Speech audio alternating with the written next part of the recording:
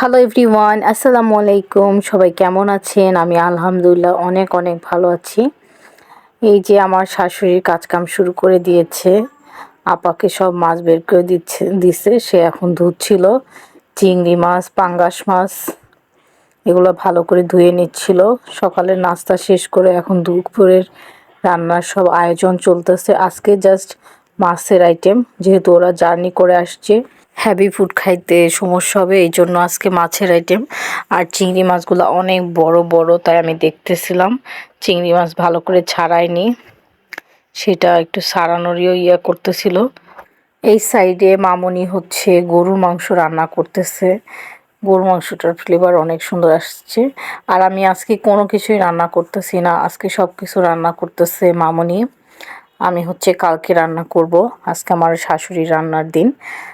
এই যে চিংড়ি মাছগুলা কাটাকাটি করতেছে আপা মিলায়, আর এক আপা ধুচ্ছে, সে তো মজা নিতেছিল আর হাসাহাসি করতেছে এরা।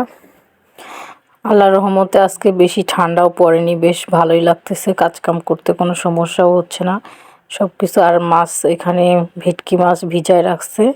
চিংড়ি মাছগুলো আমি কাটা দেখতেছিলাম কীভাবে করতেছে। সোনিয়া হচ্ছে পার্শে মাছ ধুচ্ছিল।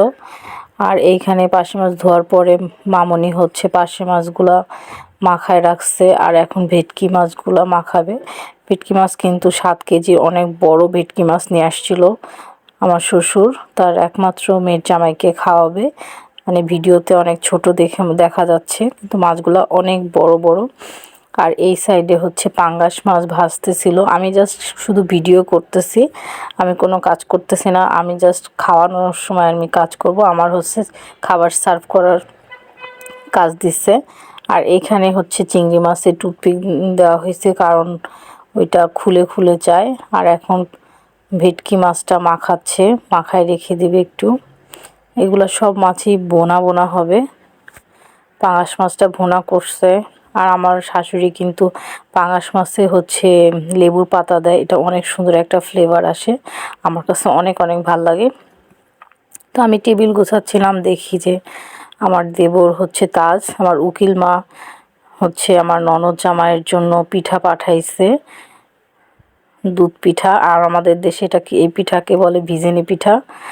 দুধ পিঠা পাঠাইছে চিতই, অনেক মজা ছিল পিঠাটা। আর এখন আমি সব কিছু গুছায় রাখছি, তাই দেখতেছিলাম কি কি হয়েছে। মোটামুটি এখন রান্না কিছু কিছু হয়ে গেছে। তো এটা হচ্ছে ভেটকি মাছ ভুনা, পাঙ্গাস মাছ ভুনা, চিংড়ি মাছ। আর এইটা হচ্ছে সবজি, এটা সকালেরই সবজি, বেশি করে করা হয়েছে, 2 রকমের সবজি। আর এখন হচ্ছে ইলিশ মাছ ভর্তা করার জন্য করা হচ্ছিল। তো আমি হচ্ছে কাটাগুলো বেছে দিচ্ছিলাম, যাতে ভর্তাটা ভালো করে করতে পারে। আর এইখানে পার্শে মাছগুলো ভাজা হয়ে গেছে, অর্ধেকটা ভাজা হয়ে গেছে। আর আমি হচ্ছে এখানে সুন্দর করে ছোট ছোট কাপে করে দিয়েছি 3 রকমের আচার।